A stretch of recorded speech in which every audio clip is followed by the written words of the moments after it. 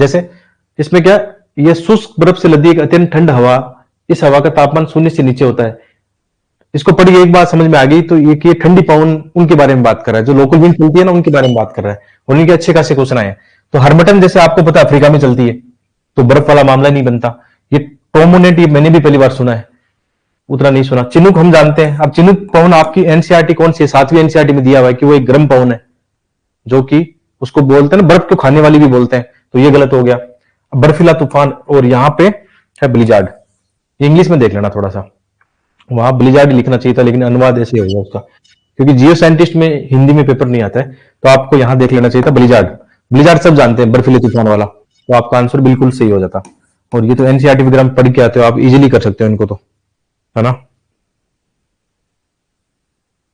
देखो बच्चे, अमन बोल रहा है कि वो भी एनसीईआरटी में है, टोमोनेंट भी। देखो बच्चे कितने सीरियस है, ये होता है मामला।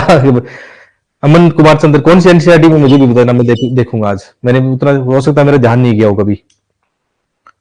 तो इसका सही आंसर है ब्लिजार्ड। और ये इस साल की जियो साइंटिस्ट एग्जाम में क्वेश्चन आया हुआ, अभी फरवरी में एग्जाम लगी है। देखो यूपीएससी ऐसे क्वेश्चन पूछ लेती है कभी कभी, मतलब मैपिंग टाइप के क्वेश्चन पूछ लेती है। ठीक है अमन, बाद में भेज देना, मैसेज कर देना मुझे। तो इसकी डिटेल भी देख लेते हैं सारी हवाओं की। बर्फीला ब्लिजार्ड जो है आप जानते हो, ध्रुव की तरफ आती है, ठंडी बर्फ के उसके साथ आती है, तो वो इजीली हो जाएगा। हरमटन कहाँ पे, ये पश्चिमी अफ्रीका में चलती है, ठीक है। शुष्क और गर्म हवा है, ये बहुत इंपॉर्टेंट है हरमटन, कई बार इसको लेकर भी क्वेश्चन आ जाता है। और ट्रोमोटेन जो है वो यूरोप में है। थोड़ा सा इसको एक्सप्लेनेशन को देख लेना, बाद में काम आएगी। चिनुक कहाँ पे, चिनुक तो आप जानते हैं यूएसए में, रॉकी पर्वत को पार करके जाती है ना उधर, पेरी कौन सी घास के मैदान में, तो वो इंपॉर्टेंट है। तो सारी देख लेना एक बार। और एनसीईआरटी में जैसे मैंने ये एनसीईआरटी क्लास का, कौन सी एनसीईआरटी का, 7वीं आरटी का कौन सी उसका चिपका दिया यहाँ पे, जैसे इसमें दिया हुआ है साफ है ना। देखो चिनुक के बारे में दिया है कि ये हॉट विंड है, और कहां बहती है, इस तरफ बहती है चिनुक के बारे में। चिनुक एक गर्म पवन है जो शीत ऋतु में बहती है। तो सारी डिटेल दी गई। तो एनसीईआरटी में एक चीज और ध्यान रखना, जो अलग अलग बॉक्स बने हुए ये बने हुए या डायग्राम्स है, इनको जरूर देख लेना एक बार।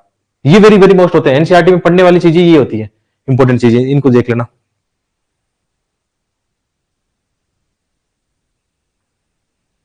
हाँ लॉजिकली भी उस क्वेश्चन को, वो बर्फीला तूफान हो गया तो वैसे भी कर सकते थे, लेकिन हो सकता है उसमें हिंदी में बर्फीला ना लिखना आए, वहां पे ब्लिजार्ड हिंदी में लिखा आ जाए, इंग्लिश में जैसे लिखते हैं ना, ऐसा भी हो सकता है।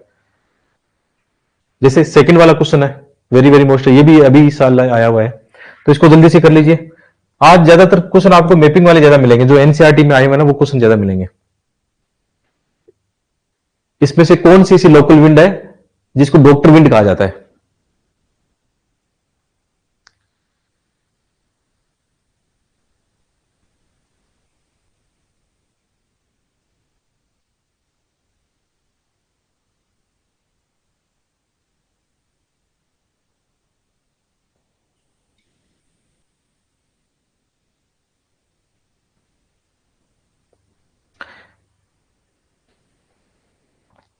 इसमें 99% बच्चे सही आंसर दे रहे हैं, लेकिन 10% बच्चे अभी भी गलत आंसर दे रहे हैं इसका।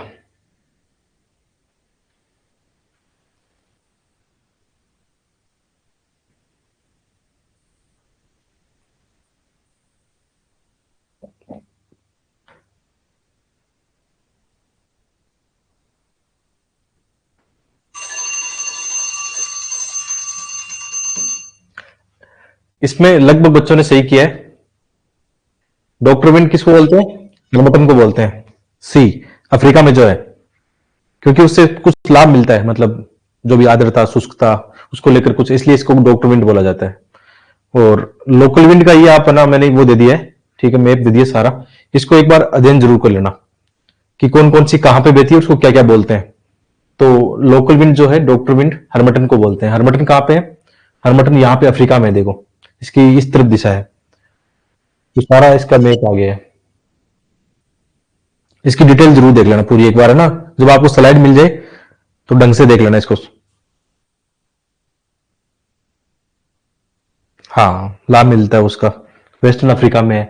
जैसे चिन्नुक कहाँ पे है? चिन्नुक की, ये रही चिन्नुक की लोकेशन, अभी देखा था हमने, ठीक है। अभी टर्मोटेन ये देखा था, यहाँ पे है वो जितनी भी है सारी एक मैप में आ गई। एक्चुअल में हम लोग क्या करें, एक मैप की किताब निकालेंगे, उसमें अभी टाइम लग रहा है थोड़ा, तो ये सारे डायग्राम मैप जो है ना उस बुक से लिए मैंने, वो बुक लगभग तैयार होगी, शायद अप्रैल में रिलीज होगी वो किताब। मैपिंग की किताब ऐसी ही बना रहे हैं जो जहां से क्वेश्चन बन सकते हैं। तो स्लाइड देखो, ये उस किताब की स्लाइड है, हमने बनाई थी उसकी। बाकी आपका काम बन जाएगा इसका लगभग। ठीक है, तो ऐसे क्वेश्चन है। और ये क्वेश्चन भी देखो इस साल ही अभी फरवरी में आया हुआ है। ये क्वेश्चन भी जियो साइंटिस्ट में आया हुआ है क्वेश्चन। तो ज्योग्राफी में आप नोटिस कर रहे हो ना, इस बार मैपिंग के क्वेश्चन ज्यादा पूछ रहे हैं, ये विंड्स के ऐसे क्वेश्चन आ रहे हैं। तो हो सकता है अपनी वाली एग्जाम में ऐसे बन जाए मामला। हाँ, चिन्नू को बोलते हैं स्नो ईटर, बिल्कुल सही बोलते हैं वो तो। देखो कभी कभी क्या करते हैं अपन, इसमें फंस जाते हैं। चिनूक क्या है, चिनूक कहाँ पे बहती है? चिनूक यूएस में बहती है, यहाँ पे है ना, रॉकीज के आसपास। और चिनूक एक गर्म पवन है। ये क्या करती है, उनकी बर्फ को पिघला के मैदानों में लाती है, जो प्रेरी के घास मैदान है। तो ये एनसीईआरटी में दिया भी है ऐसी बात है। तो हो सकता है चिनूक हम कई बार यूएस में तो ठंडी समझ लेते हैं, ठंडी नहीं है वो, गर्म पवन है। तो ऐसा भी होता है।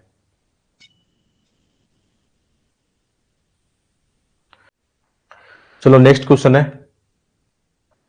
आज मैंने कुछ क्वेश्चन के हिंदी अनुवाद नहीं लगाई, इतना टाइम भी नहीं मिला था। लेकिन ये तो बहुत इजी है। इनमें से कौन सी नदी है, रिवर है जो हुगली की ट्रिब्यूटरी यानी उसकी सहायक नदी है? हुगली में कौन सी नदी जाके गिरती है? सिंपल सी बात है। चलो इसका जल्दी से करो इसको।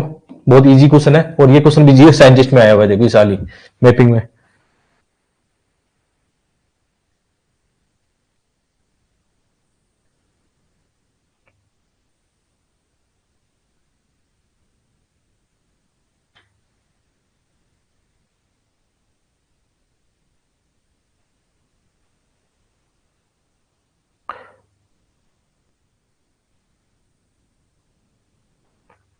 इसमें हुगली नदी की सहायक नदी कौन सी है, हिंदी में ये क्वेश्चन है।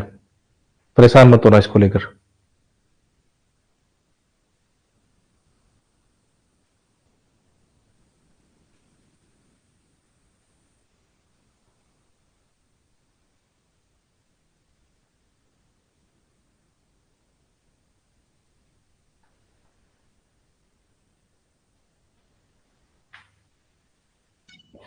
आप लोग तैयारी नहीं करके आए हो, मुझे लग रहा है। कि मैंने बोला भी था आप मैपिंग वाली वीडियो देख लेना, मैंने कितनी बार बोला आप सबको। लास्ट ईयर जो मैपिंग पढ़ाई थी। मैपिंग करते नहीं हो आप लोग, इतनी इजी क्वेश्चन गलत कर रहे हो। देखो 50% बच्चों ने इसका गलत आंसर दिया है। ऐसा क्यों है मुझे नहीं पता। होली के चक्कर में पढ़ाई नहीं की आप लोगों ने। पढ़ाई करो यार, ऐसे बैठेगा नहीं काम। देखो मैं भी तो होली था, लेकिन अपना काम करके लाया हूँ ना। आपको टाइम पे क्लास ली मैंने आज, बिल्कुल भी स्किप नहीं किया। जबकि मैं बोल सकता था कि यार मैं भी 2 दिन होली मना रहा था, मैं भी कहीं गया हुआ था, मेरे पास टाइम नहीं था। तो ऐसा मत कीजिए, अपना होमवर्क करके आओ पूरा। और ऐसे ये क्वेश्चन भी जियो साइंटिस्ट 2025 के एग्जाम में आया हुआ है। इतने इजी क्वेश्चन गलत करोगे तो बैठेगा नहीं मामला। और ये लास्ट मैंने मैपिंग करवाई थी, वो मैपिंग इस साल भी इतनी रिलेवेंट है, इतनी प्यार से पढ़ाई गई है वो। ठीक है, उसका आंसर क्या होगा अपना? दामोदर रिवर है, इजी है। ये मैं एक बार दोबारा से बता देता हूं। जैसे यहां पे देखना, ये हुगली नदी है, और यहां पे दामोदर इसमें आके गिरती है। ठीक है, कुछ लोग पद्मा मेघना ये कर रहे हैं। ऐसा मत कीजिए, बहुत सिंपल है। ठीक है, आज मैपिंग वाली वीडियो साथ साथ ही देखने, इस समय कर लेना आप लोग, है ना। हाँ, जो बच्चे सही कर रहे हैं वो तो अपना होमवर्क करके आए हैं ना। बिल्कुल अच्छी बात है। रचना फौजदार, आपने अच्छा दिया टेस्ट। आपका जो स्कोर आया सेकंड टेस्ट में वो जेन्युइन स्कोर है, क्योंकि आपने पूरा टाइम दिया उसमें। 2 घंटे लगा के आपने टेस्ट दिए है ना। तो मुझे लग रहा है आपका जो स्कोर आया वो जेन्युइन बहुत अच्छा स्कोर आया है। ठीक है, तो आप लोग अच्छा कर रहे हैं। देखो आप इतना स्कोर अभी इन टेस्ट में ला रहे हो, तो आपको प्री कैसे रुकेगा? रुकने के चांसेस नहीं है, आप निकाल लोगे सारे एग्जाम। ठीक है, तो दामोदर नदी के बारे में, कहां से निकलती है? छोटा नागपुर से निकलती है, और कहां जाके गिरती है? हुगली नदी में आके जाके गिरती है। ये आपका सिंपल सा हो जाएगा काम। अच्छा, कई लोगों को ये लग रहा है कि ऐसे क्वेश्चन नहीं आएंगे अपने एग्जाम में। कई बच्चों को ये फील हो सकता है कि ऐसे क्वेश्चन नहीं आएंगे, ऐसे ही क्वेश्चन आते हैं सिंपल सिंपल। उन्हीं को हम गलत कर लेते हैं, इस बार के एग्जामों में देखने को मिलता है। ये मैपिंग वाला मैंने करवाया था, ये भी इस साल की इसी एक बहुत क्वेश्चन आए हुए ऐसे मैपिंग के। आप बोलोगे सर आज तो मैपिंग करवा दी। मैपिंग नहीं, ज्योग्राफी कॉन्सेप्ट भी है, मैपिंग भी है, यही चलता है आजकल। ज्यादातर क्वेश्चन भी वहीं से आ रहे हैं पीवाईक्यू में। चलो जल्दी से करो इसको।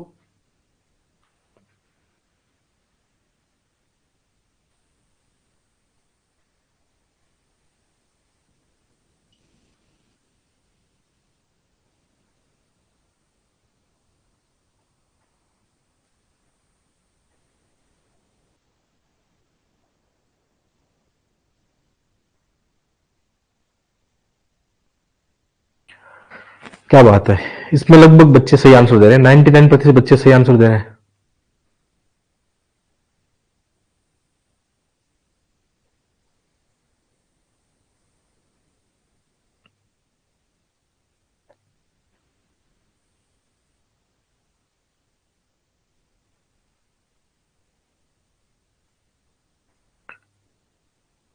ठीक है, बहुत सारे बच्चों ने इसका सही आंसर दिया, इसका मतलब मैपिंग आप लोगों ने की है, बहुत अच्छे से किया है। तो जो पिरेनीस पर्वतमाला कहां पे है, ये है स्पेन और फ्रांस। इसका आंसर सही आंसर क्या, डी आंसर होगा इसका। ठीक है, मैप में भी आप देख लो कहां पे है, तो ये इसकी लोकेशन यहां पे है, पिरेनीस पर्वतमाला यहाँ पे फ्रांस और स्पेन है, तो यहां पे ही है। तो ये सब देख के चलना।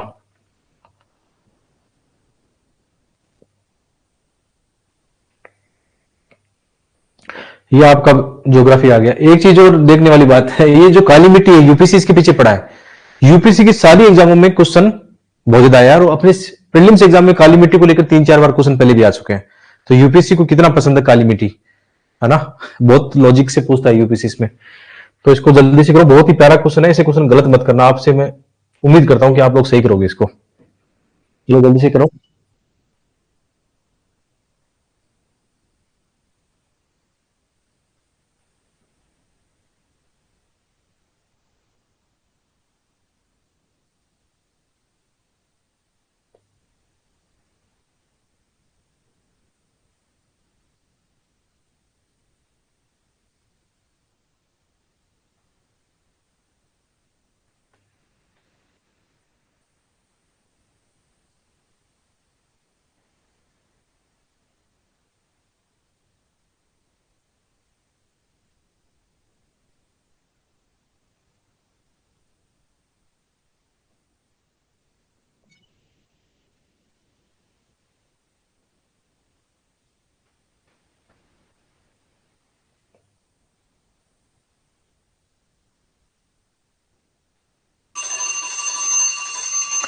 यार ये क्वेश्चन इजी था, आप लोग इतना गलत क्यों कर रहे हो, इतना अच्छी कॉन्सेप्ट वाला क्वेश्चन है।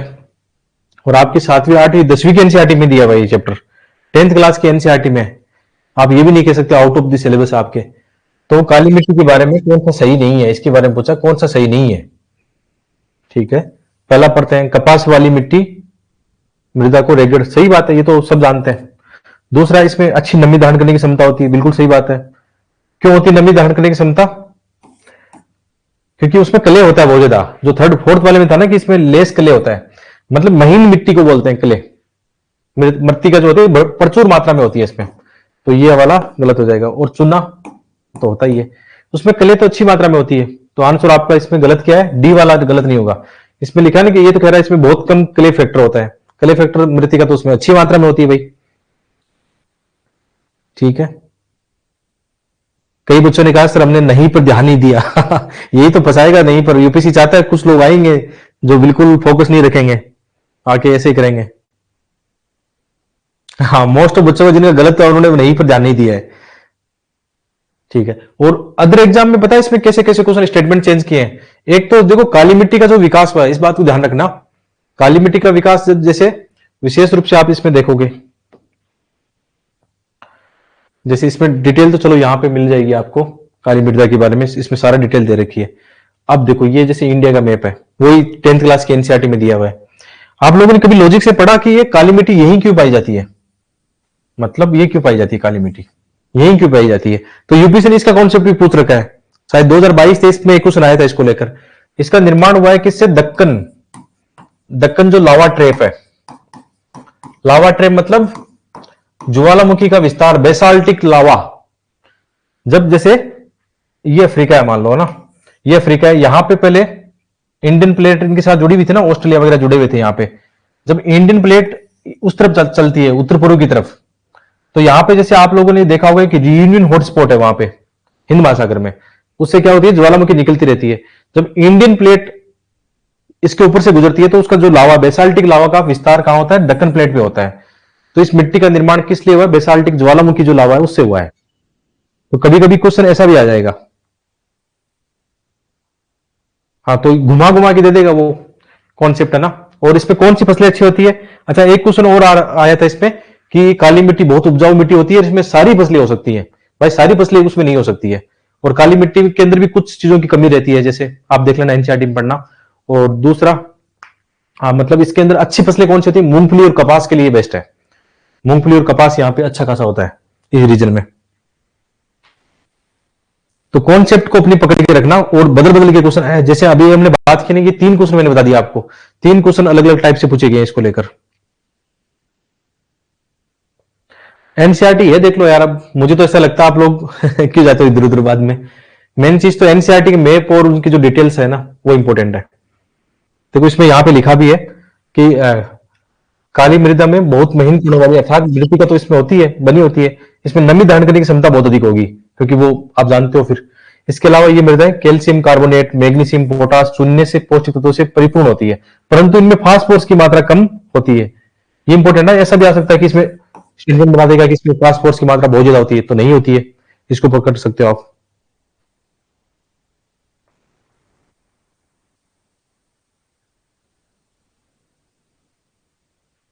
ठीक है।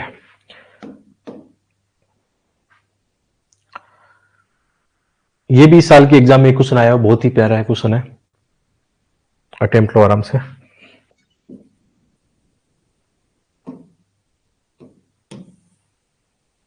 चलो करो इसको जल्दी से।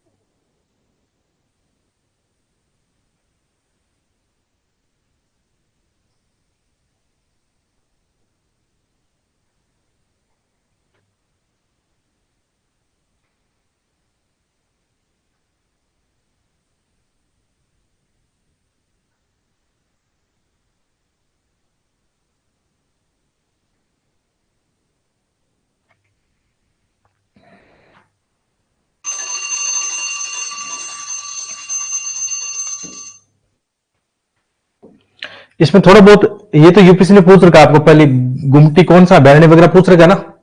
इसको देख के आप सही कर सकते थे। गुमटी कहां पे है, त्रिपुरा में है ना।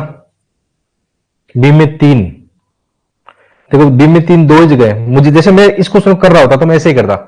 मुझे इनके बारे में किसी की जानकारी नहीं है, मुझे एक थोड़ा थोड़ा गुमटी के बारे में पता है बस, क्योंकि ये यूपीसी में आ चुका है। यूपीसी एग्जाम पहले गुमटी अभ्यारण्य को लेकर ऐसा क्वेश्चन आ चुका है। तो आप ऐसा बोल नहीं सकते कि सर हमें नहीं पता है। इसका मतलब आप पीओआई क्यों नहीं देखते हो, अपनी सिविल सर्विसेज के एग्जाम में आ चुका है। तो अब मेरे पास 2 ऑप्शन बचे हैं, या तो मैं ए अटेम्प्ट लूं या डी अटेम्प्ट लूं, बाकी मेरे 2 कट गए। तो ऐसे क्वेश्चन को, जैसे मुझे अब अता पता ही नहीं है बाकी 3 के बारे में, फॉर एग्जाम्पल ऐसे क्वेश्चन को मैं अटेम्प्ट लूंगा, रिस्क लूंगा मैं। जहां जहां मेरे 50-50 आ रहा है मैं लूंगा इसको अटेम्प्ट। आप थोड़ा सा गुणागणित करते हैं, ठीक है, इसका कि नाम के हिसाब से करते हैं इनको। इसमें थोड़ा सा आपको सहारा मिल सकता है कपिल के बारे में, कपिल मुनि या कपिल, ऐसा कुछ बन सकता है। तो ये कहां पे, असम में है। सी में 2, सी में 2। अच्छा इसमें भी फंस गए हम लोग। 2 ही तो बना था मामला। अब देखो कैसे बनेगा। डोयांग और रांगा नदी, थोड़ा सा नाम से पता लग सकता है। डोयांग जैसा शब्द नागालैंड में जाएगा या अरुणाचल प्रदेश में जाएगा। आप थोड़ा सा ऐसे सोचो, एक बार थिंकिंग करो कि डोयांग जो वर्ड लग रहा है कि इसको हम अरुणाचल प्रदेश में ले जाएं या नागालैंड में ले जाएं, तो ये आपको इसमें जाएगा। जो इसका सही आंसर है, उससे लग भी रहा है थोड़ा थोड़ा। रांगा नदी थोड़ा सा ये है, रांगा नदी यदि हम ब्रह्मपुत्र में उधर पढ़ के आए हैं कोई, तो हम कर सकते हैं। तो इसका सही आंसर क्या है, ये आंसर है। अब देखो ये जो मैं अभी आपके सामने कर रहा हूं, ये तरीका अपनाओ। इस तरीका अपनाने से बहुत ज्यादा आपको फायदा मिल जाएगा।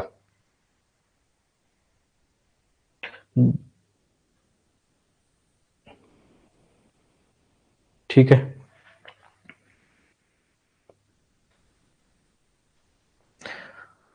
यही करने का होता है वहां रियल एग्जाम में, ऐसे ही थिंकिंग करके इनका आंसर दो। ठीक है, इसका आंसर ए है, ऐसा कर सकते हैं। बाकी कई क्वेश्चन में आपको गलती लगे तो बता देना मुझे ना, वैसे मैं अपनी तरफ से 100% सही करके आता हूं। क्लास के बाद में आप मुझे स्क्रीनशॉट भेज देना, कोई गलती मिले ना इन क्वेश्चनों में, क्लास वाले क्वेश्चनों में आपको, तो भेज देना। बाद में उसको अपडेट कर देंगे, ठीक है। गलती मैसेज डाल दूंगा कि इसमें गलती हुई थी, बाकी नहीं होती है, वैसे मैं पूरी कोशिश करता हूं। चलो इस क्वेश्चन को भी देखना, बहुत ही अच्छा क्वेश्चन है ये भी। चलो स्टार्ट करो।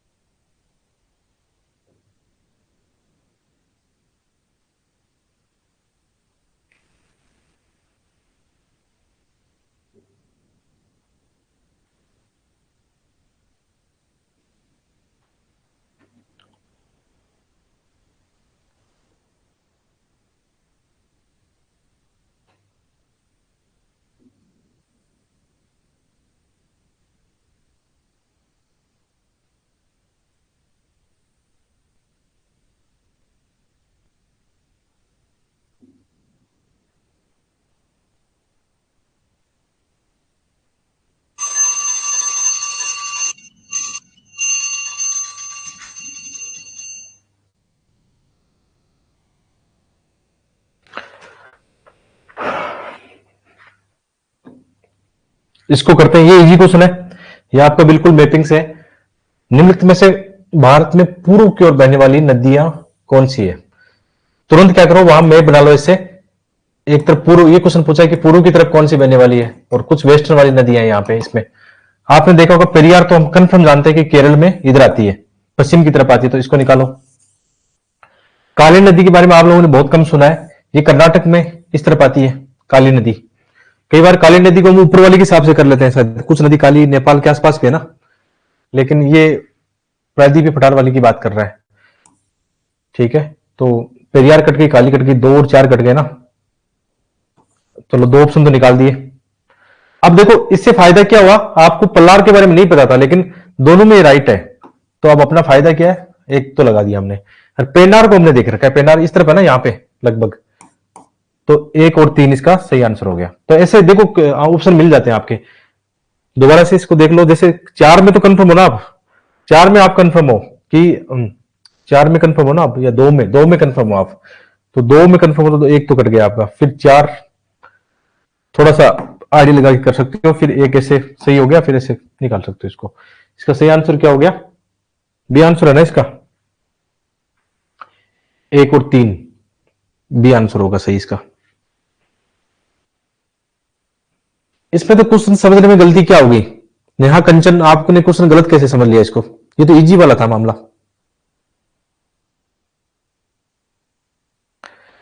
ठीक है, तो मैपिंग में देखना आप।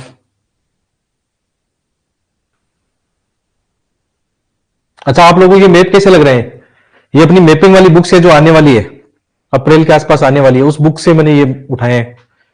ठीक है, तो इसमें देखो एक नदी थी ना, अभी हमने पढ़ी थी, काली रिवर, ये रही काली रिवर यहाँ पे। और भी बहुत सारी नदियां हैं जो पश्चिम की ओर बहती है। पेरियार कहाँ पे, पेरियार दिख रहा है इसमें, पेरियार ये रही जो इस तरफ आ रही है। इसके अलावा कौन सी नदी थी, पेनार, ये रही पेनार, पेनार इस तरफ आ रही है। पल्लार शायद इसमें नहीं होगी, वो देखना आप। ऐसे क्वेश्चन आ रहे हैं लगातार।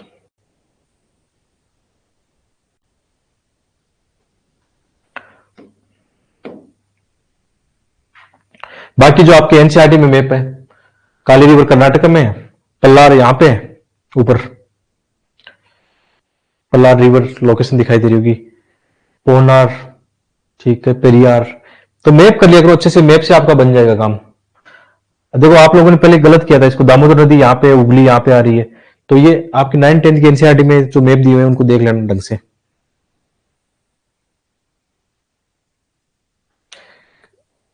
काली नदी वो नेपाल वाली अलग है शायद, कर्नाटका वाली दूसरी है, एक नेपाल के बॉर्डर पे भी बहती है काली रिवर, यहां बहती है शायद, है ना, एक भारत नेपाल की सीमा पे बहती है काली रिवर।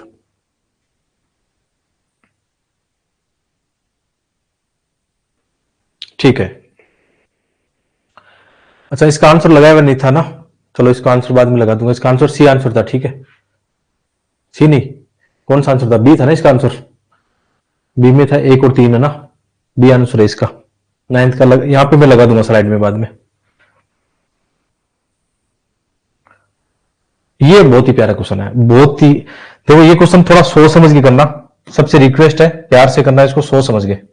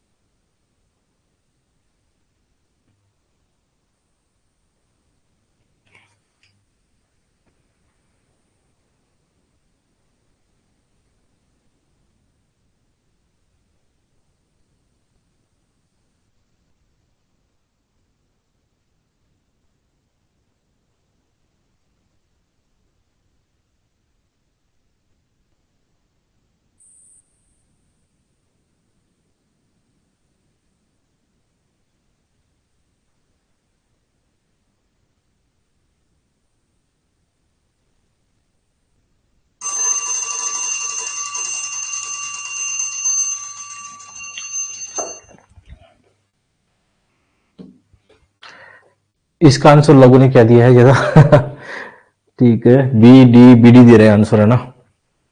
चलो इस क्वेश्चन को समझते हैं, यूपीएससी ऐसे क्वेश्चन बहुत पूछता है। भारत के निम्न से किस राज्य में सूर्य की किरणें लंब नहीं होती, या लंबी, एक मतलब लंबवत नहीं पड़ती है, किरणों की किरणों लंब नहीं होती है, इसका परपेंडिकुलर दिया हुआ है, मतलब सीधी नहीं पड़ती, सिंपल भाषा में समझे, सीधी नहीं पड़ती है। ठीक है, तो जिन्होंने ये कॉन्सेप्ट पकड़ लिया कि कर्क रेखा को लेकर पकड़ लिया कि कर्क रेखा किसमें से गुजरती है, जैसे राजस्थान से गुजरती है कर्क रेखा, छत्तीसगढ़ से गुजरती है, तो इनमें तो क्या है, लंबी जरूर पड़ती है। आप देखोगे ना, जैसे ये हमारी पृथ्वी है, ये 0 डिग्री है, और यहाँ पे 23.5 डिग्री कर्क है, नीचे मकर है, तो 23.5 डिग्री कर्क रेखा जो जहां पे होगी, तो साल में कम से कम यहाँ पे इसके अंदर वाले क्षेत्रों में सूर्य की किरण लंबी जरूर पड़ेगी दोपहर में, ये पढ़ा हुआ आपने, है ना। तो भारत में से किन राज्यों में से गुजरती है, तो भारत में छत्तीसगढ़ और राजस्थान से गुजरती है, मतलब इसका मतलब यहां लंबी तो पड़ती है। यहाँ पे सही आंसर क्या हो गया, 1 और 3, 1 और 3 यानी बी आंसर सही हो गया। इस पे अच्छा कॉन्सेप्ट थी, यूपीसी देखो कितना अच्छा घुमारा है, कि कर्क रेखा को देख के आराम से इनको कर लो बस।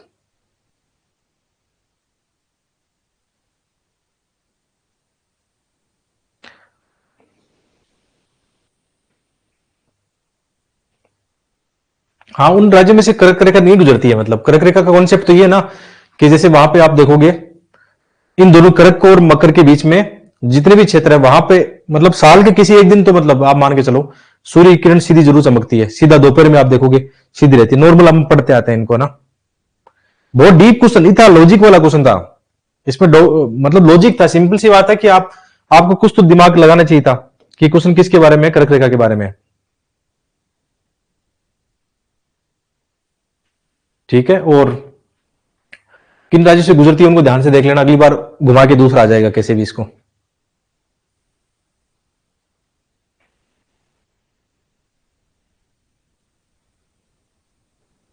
सर के ऊपर से कहा गया था यार, इजी क्वेश्चन था ये तो,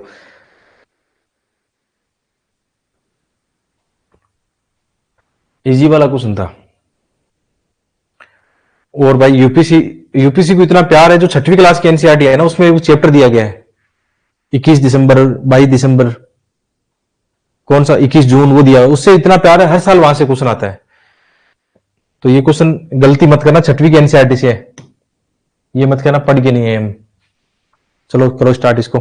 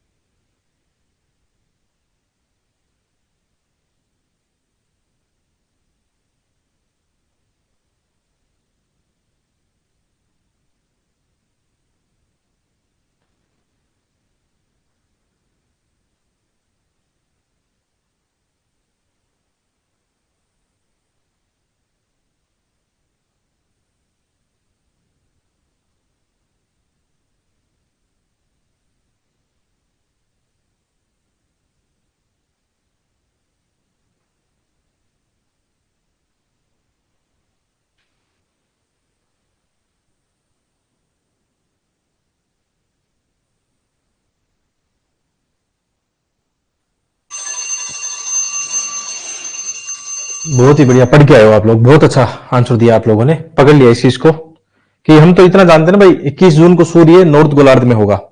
समर, ये बोलते हो आप समर, ग्रीष्म एनांत क्या बोलते हैं इसको, सोलिस्ट सोलिस्टिस या सोलिस्टाइस क्या वर्ड का उच्चारण होगा इसका। ठीक है, तो इसका सही आंसर सी है।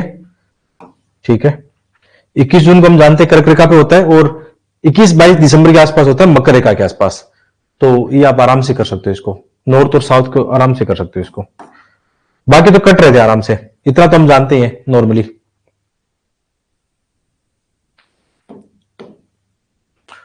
तो ये क्वेश्चन घुमा घुमा के, ये छठी क्लास की एनसीईआरटी का ये डायग्राम है, इससे ही पूछा गया है।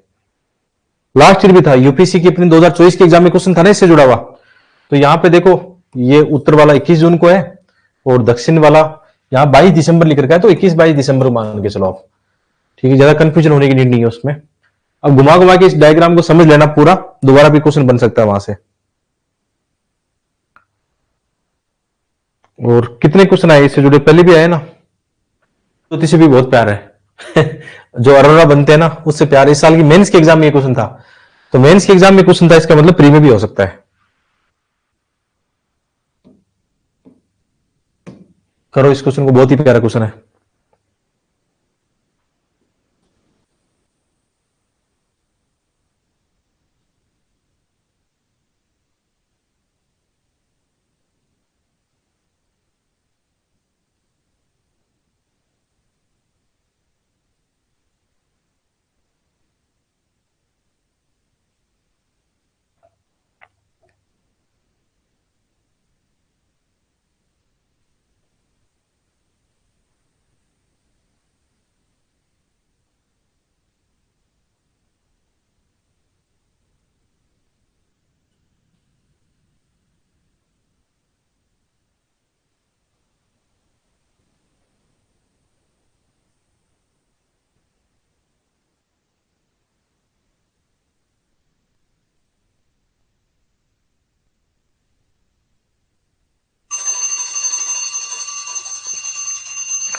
ये वैसे इजी क्वेश्चन था। ठीक है, देखो अरोरा बनता कैसे, जैसे ये हमारी अर्थ है।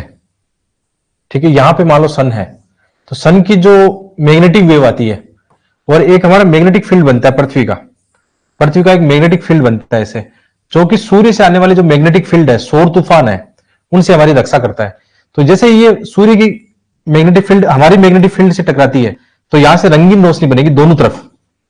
दोनों तरफ रंगीन रोशनी बनेगी, ध्रुव की तरफ ये दिखाई देगी विशेषकर, क्योंकि उसके आसमान में भी क्रिया होती है वहां पर, चूंकि साफ दिखाई देता है एकदम। तो ध्रुव की दोनों तरफ होता है कॉन्सेप्ट ये। तो इसमें क्या होता है, तो सही बात है, जो सूर्य की जो पवनें होती है वो हमारे वायुमंडल से टकराती है, तो यहाँ पे जो चुंबकीय ध्रुव दोनों के या मैग्नेटिक फील्ड है आपस में वो टकराते हैं, इसके कारण रंगीन रोशनी बनती है जो ध्रुव भी दिखाई देती है। सेकंड वाला, इसमें बहुत सारी गैसें भी क्रिया करती है, सही बात है। और थर्ड वाला क्या है, ये देखा गया था। ये भी आपको पता होगा कि हाल में लद्दाख में ऐसी खगोलीय वेधशाला स्थापित की गई जहां पे ऐसी क्रियाएं देखी जाती है। तो इसके तीनों स्टेटमेंट सही है। और इस साल की मेंस के एग्जाम में क्वेश्चन आया था, अरोरा कैसे बनता है, ये क्वेश्चन आया था। मतलब इजी क्वेश्चन है वैसे, ज्यादा टफ नहीं है। इससे पहले भी आपको मैं बता दूं, यूपीसी की प्री एग्जाम में शायद आज से 10-15 साल पहले ये क्वेश्चन आ चुका है। ये जो अरोरा वाला क्वेश्चन है ऑलरेडी पूछा जा चुका है, यानी रिपीट क्वेश्चन है फिर से। ऐसे क्वेश्चन आ सकते हैं। हालांकि ये किसी एनडीए सीडीएस एग्जाम में आया ये क्वेश्चन इस साल 2024 में। हाँ, अरोरा ऑस्ट्रेलिस और बोरोलिस ये देख लेना, मतलब थोड़ा सा इसका नॉलेज लेना, क्वेश्चन आ सकता है ये। ऐसे क्वेश्चन गलत मत करो, इजी वाले क्वेश्चन है ये तो, आपकी रेंज में था ये क्वेश्चन तो।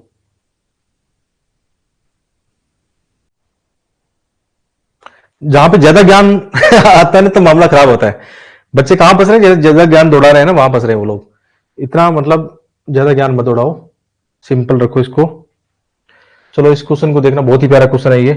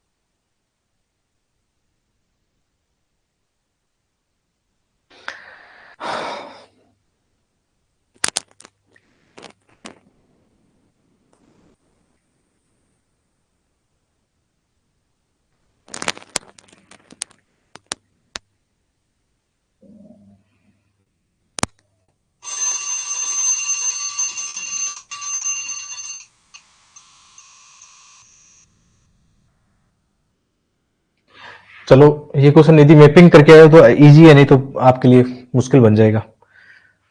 दी गई नदियों के संबंध में आपके बात करना है कौन सा सही है। ये ध्यान से पढ़ो, गलतियां क्यों कर रहे हो, आज बार बार गलतियां कर रहे हो। इसको वहां पेन चला दो भाई, हाँ ये पूछ रहा है। सांगपो भारत में दिहांग के नाम से प्रवेश करती है। ठीक है भाई, फैक्ट है, आपको पता हो तो ठीक है, नहीं एक बार छोड़ लो, मैं लॉजिकली भी बताऊंगा कि कैसे सही कर सकते हैं। दूसरा, गोदावरी का दूसरा सबसे बड़ा नदी बेसिन भारत में है और भारत के क्षेत्रफल का लगभग 10% है, तो इसके चांसेस बनते हैं। इसको भी छोड़ लो, नहीं बताओ भी। चंबल और बेतवा नदियां गंगा नदी की महत्वपूर्ण सहायक नदी है, जो उत्तर प्रदेश में सीधे कहां पे गिरती है। एक सेकंड रुकना।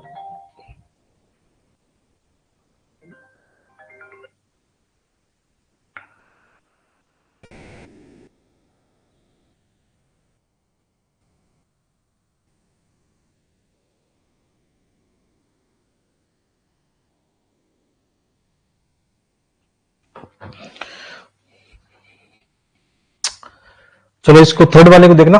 चंबल और बेतवा नदी गंगा नदी की महत्वपूर्ण सहायक नदी है, जो उत्तर प्रदेश में सीधी गंगा नदी में मिलती है। तो सीधी गंगा नदी में आप तो समझ में आ गया ना कहां मिलती है, तो यमुना में मिलती है जाके ना। मैपिंग देखेंगे तो ये तो आपका कॉन्सेप्ट सही होना चाहिए, गंगा में तो नहीं मिलती। तीसरा वाला गलत निकाल देंगे, तो ये दो तो कट गए आपके। ठीक है, अब देखो एक वाले में कई बच्चे कंफ्यूजन थे ना कि एक के बारे में नहीं पता, तो एक तो दोनों में सही हो गया। ठीक है, दो वाला हमारा थोड़ा बन भी रहा था मामला। ठीक है, दो वाले को हम थोड़ा सा मान सकते हैं, इर्द गिर्द वाला जो फैक्ट होता है उसको सही मान सकते हैं। तो इसका आंसर क्या हो गया, बी हो गया। तो ऐसे थोड़ा सोच लिया करो, एक बार थिंकिंग करा करो।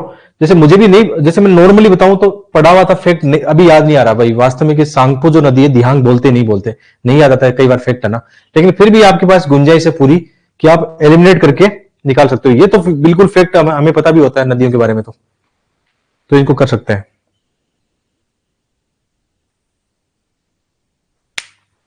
ना 10% ज्यादा नहीं है भाई। गोदावरी नदी का बेसिन कितना बड़ा आपने देखा होगा, कितनी नदियां गोदावरी नदी में आके मिलती है।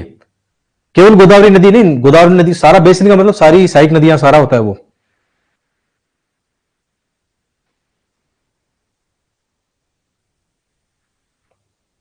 ठीक है, ऐसे करना चाहिए क्वेश्चन, और ऐसे ही तो क्वेश्चन आते हैं अपने एग्जाम में। ये शायद सीडीएस एनडीए उनमें आया हुआ क्वेश्चन है, आप देख लो उनका लेवल देखो एक बार कितने अच्छे क्वेश्चन है। इसलिए मैंने बोला ज्योग्राफी के क्वेश्चन आपको एनडी सीडीएस में अच्छे मिलेंगे, प्रैक्टिस के लिए, प्रैक्टिस करनी हो तो। ठीक है, तो दो सही हो गया, एक दो। अब वो जो अपना एक था ना कि भाई सिद्ध मिलती है, जैसे यहाँ पे बेतवा है ना, ये बेतवा है और चंबल है, ये जाके किस में मिल रही है, यमुना में मिल रही है जाके, है ना। यमुना यहाँ पे, यमुना मिल रही है, सॉरी, यमुना यहाँ पे और बेतवा देखो यमुना मिल रही है, गंगा नदी में डायरेक्ट दोनों नहीं जा रही है। ये तो आप आराम से कर लेते थे। चलो 18 नंबर का क्वेश्चन।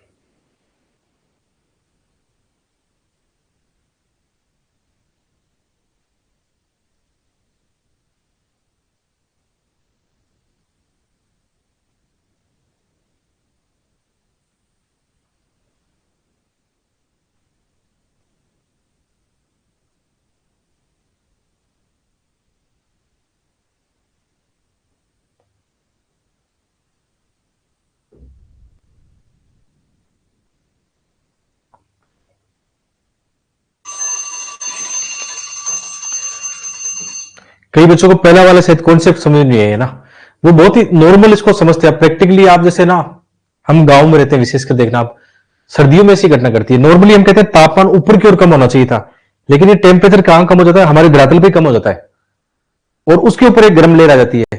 कायदे से क्या होना चाहिए था, जैसे कम होता चला गया ना, गर्म लेयर नीचे होनी चाहिए थी ना, नीचे की ओर गर्म लेयर, ऊपर की ओर ठंडी लेयर। ये कॉन्सेप्ट नॉर्मल कॉन्सेप्ट है, लेकिन इसमें उल्टा हो जाएगा, गर्म ऊपर ठंडा नीचे उसमें तापमान व्युत्क्रमण वाले में ऐसी कॉन्सेप्ट होती है। ये जब पाला जमता है, वो की बूंदे आपको ज्यादा देखने को मिलेगी, उसमें कॉन्सेप्ट ज्यादा करती है वो। ये क्वेश्चन आप लोगों ने किया हुआ, इजी क्वेश्चन है। इसको ऐसे ही करते हैं। चलो, हमने नुब्रा के बारे में पढ़ा है। नुब्रा नुब्रा जाएगी सिंधु वाले एरिया में। एम ए 4, एम ए 4 2 में है। और कौन सी कॉन्सेप्ट सही है? धनसिरी ये कहां पर रखी है हमने? ब्रह्मपुत्र में। सी में 2, तो सी में 2 यहाँ पे जो आपस में मैच करें, इसमें मैच नहीं करा, तो वैसे लगभग अपना आंसर निकल के आ गया। बाकी और भी देख लेते हैं एक बार। कावेरी का पढ़ रखा है भवानी, डी में 3, डी में 3, इसमें भी डी में 3 है। देखते हैं अब एक बचा बी में घाघरा सेती, ये पता नहीं था, घाघरा सेती को ज्यादा पता नहीं था, बट ये अपना ये निकल के आ गया ना। वैसे 3 सही हो रहे हैं इसमें, बी सही हो गया ना।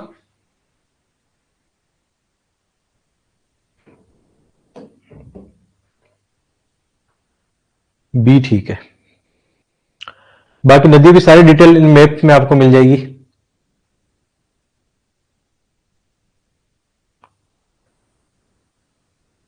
धनसिरी वगैरह कहाँ है? धनसिरी यहां ब्रह्मपुत्र में आके मिलती है। इस मैप में क्या दिखाई दे रहा है, कहां पे था? और आप एक बार इन मैप्स को जरूर देख लेना घर पे जाके ना, पढ़ लेना थोड़ा सा ढंग से। नुब्रा जो है आप जानते हो, नुब्रा ऊपर मिलेगी आपको। श्योक नुब्रा सिंधु नदी वाले की उसका पार्ट है ये हम पहले भी पढ़ चुके हैं इसको लेकर। तो यूपीसी को इन नदियों से, झीलों से, जल से इतना प्यार है, लगातार एक ही कॉन्सेप्ट पे क्वेश्चन पूछ लिया। जो एनसीईआरटी 7th क्लास है उसमें दिया हुआ चैप्टर, इस क्वेश्चन को करना बहुत ही प्यारा क्वेश्चन है। ये क्वेश्चन कोई गलत करेगा तो माफी नहीं होगी, क्योंकि 4 बार रिपीट है ये अपनी वाली में।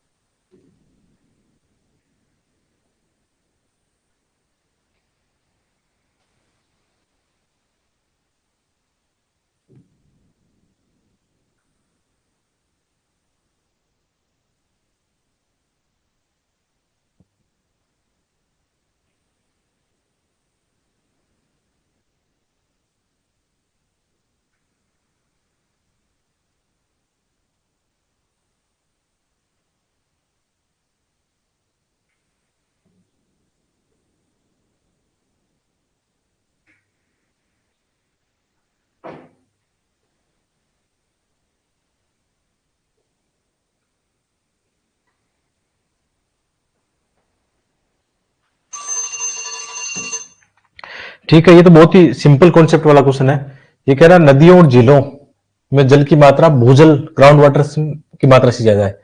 तो आपने एनसीईआरटी पढ़ी है तो आप जानते हो ग्राउंड वाटर का उसमें ज्यादा है, इनका बहुत कम है इनसे। तो पहला वाला गलत हो जाएगा। दूसरा हम जानते हैं जो ग्लेशियर है या हिमनद जो है उसमें जल की मात्रा भूजल की मात्रा से ज्यादा है, वैसे भी काफी ज्यादा है इनमें। तो दूसरा वाला बी वाला केवल सही होगा। इसको आप डाटा देख लो। ये कौन सी क्लास की एनसीईआरटी? 7वीं क्लास की है ना एनसीईआरटी, उसमें डायग्राम दे रखा है। तो हम जानते हैं 97 ओशियन में है, उसके बाद में जो शुद्ध जल का सर्वाधिक कहां पे? आइस केप में मिलेगा आपको। ग्राउंड वाटर का देखो ज्यादा है आपकी, ये देखो कि लेक और रिवर से ग्राउंड वाटर में ज्यादा है, बिल्कुल ज्यादा है। और ग्राउंड वाटर से ज्यादा किसमें? आइस वाले में। ये एनसीईआरटी का चैप्टर पढ़ के आए होंगे आप आराम से ढंग से। इसके अलावा भी जैसे ये मैप भी देख लो, इसमें भी टोटल हम जानते हैं 97 खारा है और 3% फ्रेश वाटर है। फ्रेश वाटर का भी लगभग 70% आइस केप में और 30% के आसपास किसमें? ग्राउंड वाटर में, थोड़े बहुत मात्रा में इनमें लेक्स में इनमें। तो ये क्वेश्चन कितनी बार रिपीट हुआ मैं बता नहीं सकता आपको। पीवाई पिछले 10 साल में 3 बार आ चुका है ये क्वेश्चन। ज्योग्राफी क्यों उसमें है? 7वीं 8वीं क्लास की एनसीईआरटी में, ये उसमें भी होगा 11वीं 12वीं, लेकिन 7वीं 8वीं क्लास की एनसीईआरटी में भी है ये। 11वीं क्यों? 7वीं वाली में देखा था मैंने, कहां देखा था देखो, हाँ ये रही 7वीं क्लास की एनसीईआरटी है ना ये।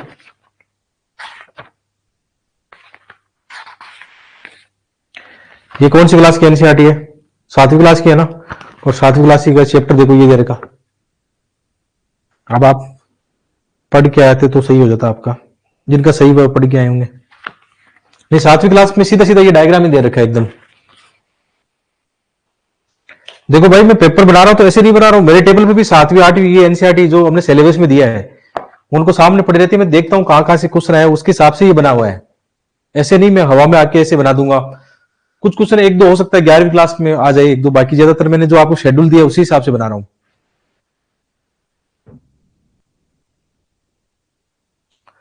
ये क्वेश्चन करो, चलो जल्दी से करो इसको। अच्छा, इजी क्वेश्चन है।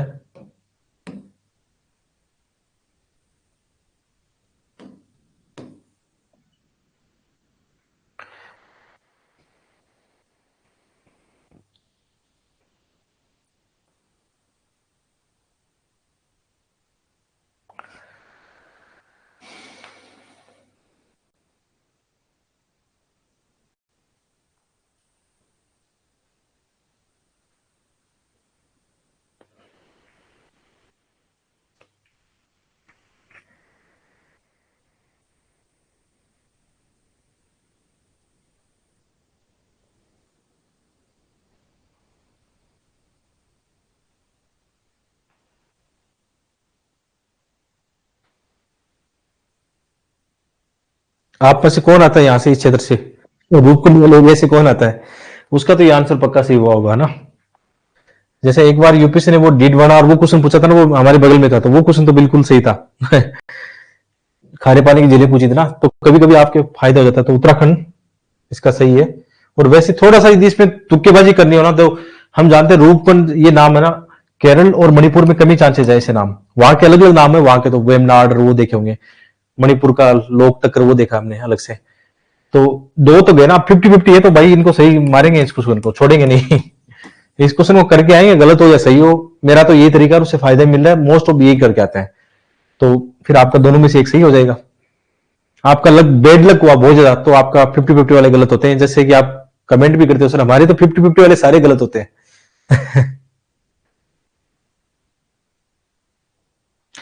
एक बच्चे ने लिखा, ये बात भी सही कि सभी कुंड उत्तराखंड में होते हैं, तो ऐसा नहीं है। सूरज कुंड कहाँ पे, हरियाणा में है। तो सभी कुंड वहां नहीं होते, जरूरी नहीं है। तो इसकी थोड़ी बहुत डिटेल पढ़ लेना बाद में, कि ये उत्तराखंड के उस क्षेत्र में, ये चर्चा में इस बार भी रहा था कि क्लाइमेट चेंज के कारण यहाँ पे कुछ घटनाएं घट रही थी। ठीक है।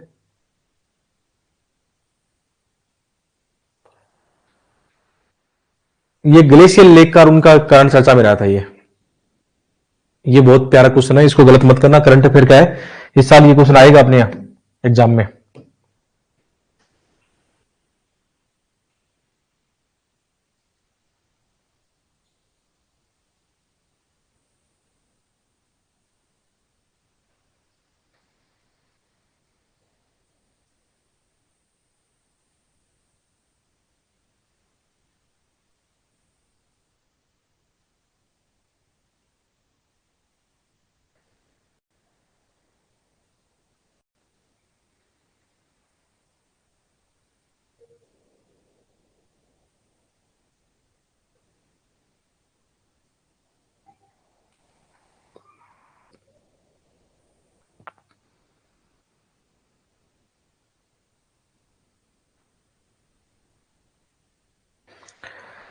सभी बच्चे अटेम्प्ट लो, इसमें कॉन्सेप्ट बताऊंगा, देखो कैसे करते हैं इसको।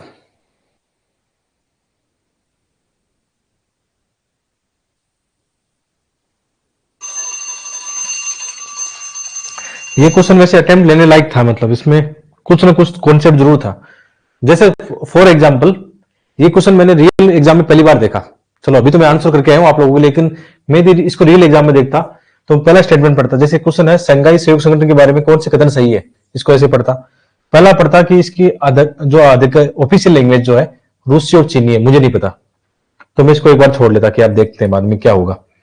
फिर ये कह रहा है कि एससी को संयुक्त राष्ट्र महासभा में अध्यक्ष का दर्जा प्राप्त है, ये भी नॉलेज के हिसाब से नहीं पता, इसको भी छोड़ लेते हैं। तीसरा वाला कह रहा है कि हाँ ये मुझे पता है, क्योंकि इसमें 13 सदस्य नहीं है, और क्योंकि एससीओ तो इतना ज्यादा चर्चा में रहता है एग्जाम में, मेंस के एग्जाम में कितने क्वेश्चन आए, तो एससीओ के बारे में ये तो पता है कि अभी नए सदस्य भी बने थे इसमें, तो 9-10 के आसपास होगा, 13 तो नहीं है। इसमें मैं कंफर्म हूं, तो मैं ये मेरा गलत निकलेगा, तो जहां 3 होगा वहां गलत होगा। ठीक है। अब देखो ऑफिशियल लैंग्वेज अपने आप सही होगी, अब इसकी ऑफिशियल लैंग्वेज अपने आप ही होगी, हमें नहीं पता था। अब ये सही हो गया, तो अब 50-50 वाला मामला बच रहा है। तो यहां पे दिल पे हाथ रख के सी करता, मैं रियल एग्जाम में सी करता, क्योंकि फिर एक बार सोचता कि यार मैं भी उसका हो सकता है फिर मामला ना, या फिर ए करता तो गलत हो जाता। तो आपको भी ये करना है 50-50। तो कुछ क्वेश्चन आपकी हेल्प करते हैं स्टेटमेंट, ये तरीका जिस तरह आ जाएगा लॉजिकल वाला, आपके देखना अभी शुरू हो गया। आप लोगों ने सेशन जैसे जैसे स्टार्ट किए हैं, जो बच्चे बिगनर्स हैं उनको नहीं पता था पहले ये बातें, वो लगभग 10 मार्क्स बढ़ाने लग गए, 10-20 मार्क्स बढ़ाने लगे। और ये तरीका कभी भी टेस्ट सीरीज में नहीं लग सकता, क्योंकि टेस्ट सीरीज के अंदर इतना रिसर्च पॉसिबल नहीं है कि हम यूपीसी के लेवल के क्वेश्चन बना पाए। यूपीसी के क्वेश्चन बहुत ही थिंकिंग वाले होते हैं।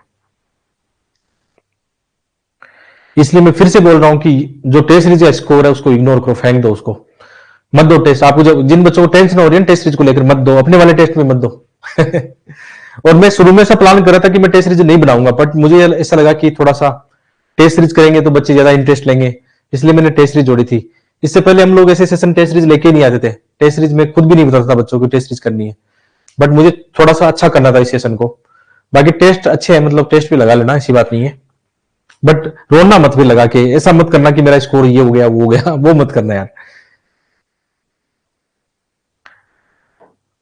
टेस्ट जो होता है सेम वैसे ही होता है जैसे आप कोई क्रिकेट मैच की तैयारी कर रहे हो, जैसे आपका वर्ल्ड कप का फाइनल है, आप नेट अभ्यास कर रहे हो। नेट अभ्यास में कितनी बार आउट होते हैं हम, लेकिन उस गलतियों से सीखते हैं ना भाई, आउट में इससे हो रहा हूं वो हो रहा हूं। तो टेस्ट ओनली वो लो। टेस्ट आपका वो स्कोर डिसाइड नहीं करेगा कि रियल मैच में आप कितना गेम खेलने वाले हो। वो अलग गेम होगा, उस दिन मजेदार गेम होगा। इस बात को ऐसे सोचो।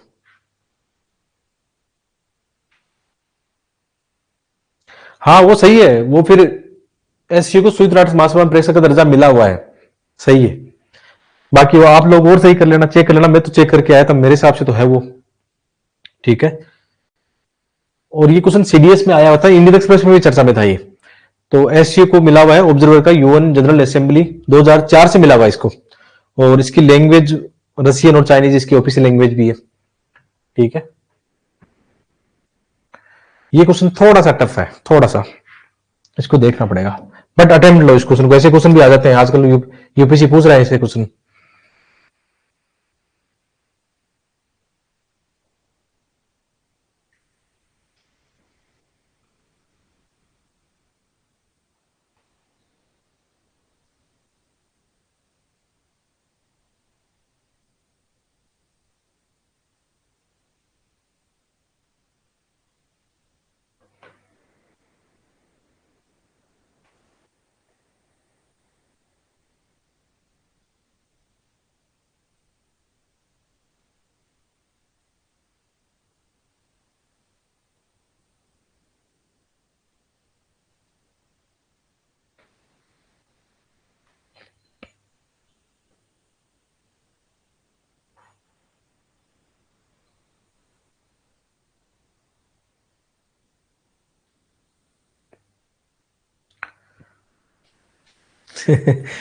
ये क्वेश्चन सबसे इजी क्वेश्चन है।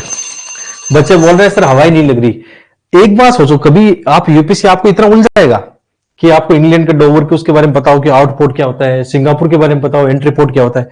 ये क्वेश्चन देख के मेरा भी दिमाग खराब हो गया कि यार ऐसा तो क्या मतलब है, इस क्वेश्चन को बनाने का मतलब क्या है। लेकिन एक हिंट था इसमें आपके लिए। हिंट यही था कि आपको अपने देश के कम से कम 9 सैनिक हवाई अड्डों के बारे में बताओ। कारवार बहुत फेमस है इसके लिए, कितना ही बार न्यूज़पेपर में आया है। मैं 2011 के बाद तो मैं इसको कितनी बार पढ़ चुका हूं कि कारवार में क्या होता है। कारवार कहां पे, इधर है ना, वेस्टर्न घाट की तरफ, कर्नाटक के आसपास है ना। बस दो सही है, दो केवल एक ही ऑप्शन में है, मुझे नहीं पता आगे क्या है। टेंशन ही नहीं लेनी इसमें तो। बस ये जिस दिन ये आ गया ना माइंड में, हवा लग जाएगी।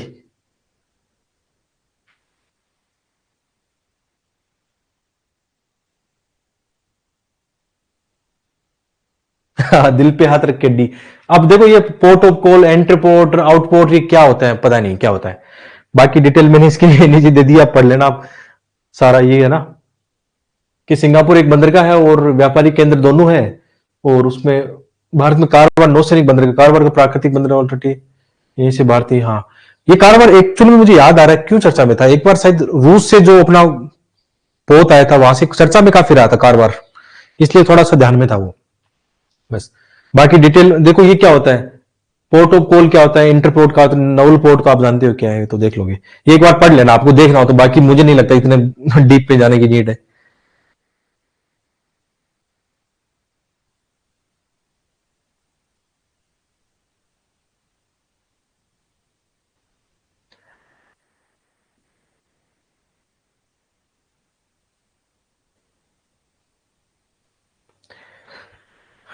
आप देखो, यदि ये चीजें सीख गए ना, तो आप कहीं क्वेश्चन दो, चाहे यूपीसी में दो, घर पे बैठ के दो, सब जगह सही होंगे ये। जिस दिन ये तरीका सीख गए ना कि यूपीसी में नॉलेज से नहीं, आपकी एप्टीट्यूड से निकलेगा। इसीलिए तो मैं बार बार बोलता हूँ, कोई बच्चे आते हैं यहाँ बोलते हैं सर जल्दी करवाओ, वो करवा दो सर, टाइम जा रहा है। मुझे गुस्सा आता है यार, क्यों ऐसा कर रहे हो आप लोग। इसलिए बोलता हूँ, इसलिए डांटता हूँ आप लोगों की, यहाँ पे आपका एप्टीट्यूड डेवलप करना है।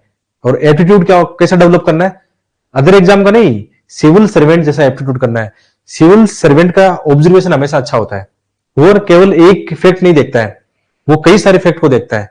और उसकी सोच व्यापकता में होती है, वो बहुआयामी दृष्टिकोण से सोचता है। और वो डरता नहीं है, डिसीजन लेता है वो, कभी भी परिस्थिति से घबराएगा नहीं वो। तो आपके अंदर ये सारे गुण आ जाएंगे ना, उस दिन आप आईएएस पहले अटेम्प्ट में बन जाओगे। और जिस दिन ये रहेगा कि पढ़ाई नहीं होती, बहानेबाजी होती है, मजा नहीं आ रहा, नींद बहुत आती है, इधर उधर टाइम पास हो रहा है, मन नहीं करता, उस दिन नहीं बनेगा, टाइम जाएगा आपका। इस बात को समझो। तभी मैं कहता हूं नॉलेज इंफॉर्मेशन जरूरी है, उससे तो फिर आप अपना एप्टीट्यूड विकसित नहीं कर पाओगे। आप ये बोलोगे कि सर हम तो किताबें पढ़ते नहीं, केवल एप्टीट्यूड विकसित कर लेते हैं, उसे काम बन जाएगा ना। नॉलेज इंफॉर्मेशन को अप्लाई करने के लिए तो काम आती है ना। फिर आपका एप्टीट्यूड डेवलप कब करेगा, जब आपकी पढ़ाई कर रखी हो भाई। आप अच्छे डिसीजन तभी ले पाओगे जब आपने किताबें पढ़ रखी हो ढंग से, तभी आपका बौद्धिकता आएगी आप में। तो सिविल सर्वेंट के लिए बुद्धि भी बहुत जरूरी है, इंटेलिजेंस भी